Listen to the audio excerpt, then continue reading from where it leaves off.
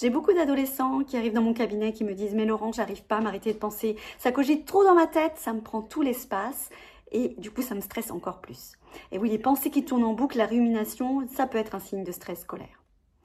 En fait, les ruminations, c'est comme un film intérieur qui repasse encore et encore. C'est le cerveau qui analyse trop, qui imagine des scénarios, qui doute, qui anticipe et c'est forcément épuisant.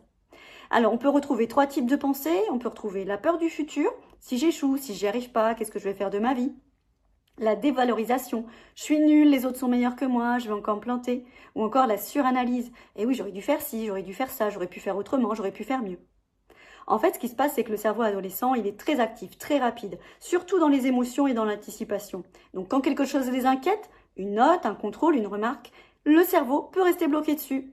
En fait, ça active un mode que moi j'appelle le mode projecteur. Le cerveau se met à zoomer sur un problème, une peur, une hypothèse, et il ne veut plus décrocher. C'est un mécanisme normal parce que la zone du cerveau qui gère le recul, le calme, la nuance n'est pas encore tout à fait mature chez les adolescents et donc les émotions prennent le dessus. Une petite inquiétude peut devenir une grande tempête intérieure.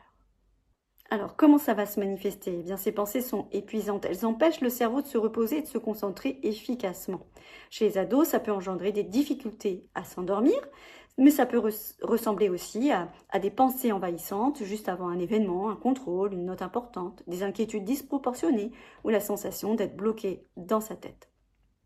Quand un ado rumine, c'est vrai, il est souvent coincé dans une boucle dont il n'arrive pas à sortir tout seul. Et notre rôle en tant que parent, c'est de pouvoir lui offrir un point d'ancrage où il peut déposer tout ce qu'il ressent sans jugement. Je m'appelle Laurence Luhenry, je suis sophrologue spécialisée dans l'accompagnement des enfants et des adolescents et j'accompagne les jeunes à apaiser leur stress et à retrouver confiance en eux.